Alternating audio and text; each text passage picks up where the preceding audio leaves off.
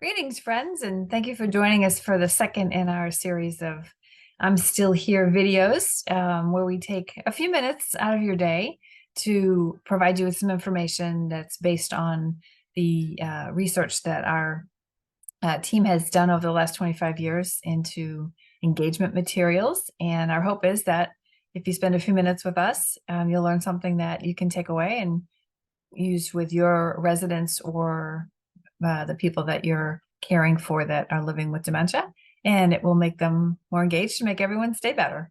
So if you joined us last time, we had talked about reading and the reasons that people struggle with reading, and part of the strategies that we use to help people to be more successful with this very engaging activity.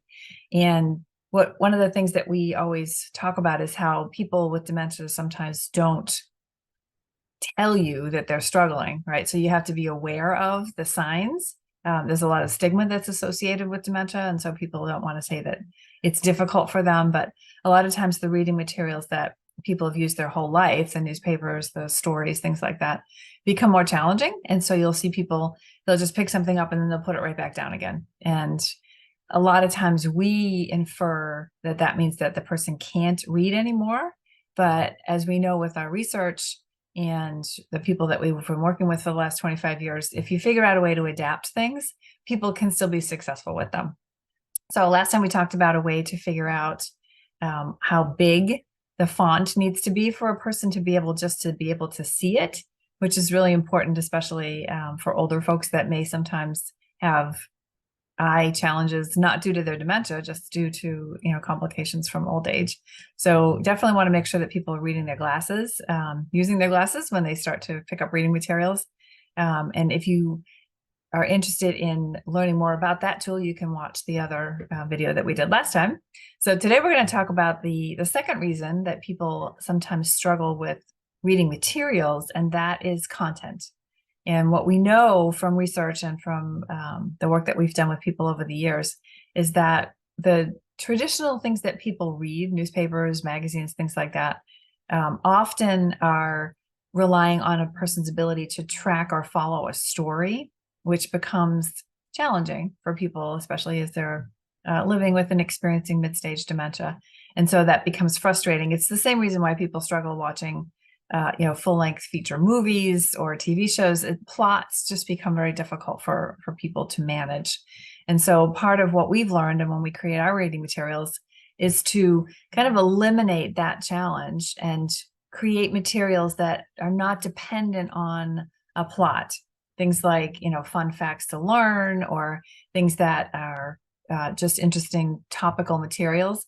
Definitely want to make sure that these things are adult appropriate. A lot of people switch to, or have a tendency to switch to, children's stories because of the content is a little easier for people to understand. But we want to make sure that we're respecting the dignity of the people that are using the materials, and we try to make sure that they're adult appropriate. The topics that we create are interesting to adults. And so part of what we have learned in our research is just to make slight adaptations to content. And once you know how to do this, you can take anything, if it's like a Bible story or a story about something that that person's interested in, and you create these adaptations for the person so that they're more successful. So one is the size of the font, and the other is the content of the story. So this is one of the things that we would call a discovery article. And you can probably see the font is pretty big, right? It's a interesting story about the introduction to Mars. And this one has some interesting facts and things like that. It's a multi-page article that we would use. When that becomes difficult for a person, then we would move into what we would call the Hearthside story, which has even a larger font, right? This happens to be a story about dogs, man's best friend. Interesting to a lot of people, but you can see the text is very large. The content is interesting, but not continuous. You don't have to remember what happened on the page before in order to enjoy the page that you're on. And we find that this is a very successful way to help people to continue to be engaged with something that they've loved their whole life. So we would encourage you to try this with your people, the people that you are working with, either professionally or at home. We do have some stories that we've created that we would love for you to try. And we can give you some copies of that, free copies if you like. You can just download them from a website and print them out at home or at your office. If you're interested in that, you can just send an email to us at weCare@thehearth.org. So that's we, care, CARE, at thehearth, TheHearth.org. And we will get samples of those out for you to try and see if you're successful with your folks. So that's all for today. Really, thank you for joining us. Just as a reminder, the Hearthstone Institute is a division of the Abe's Garden community, and we focus on enriching lives by providing research-based and research-backed engagement materials and advisory services. And we would love to help you out with your program.